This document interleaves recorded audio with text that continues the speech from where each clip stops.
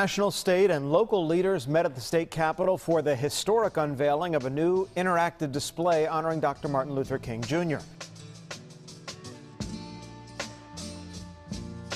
This day that we celebrate the unveiling of really the first of its kind in this building.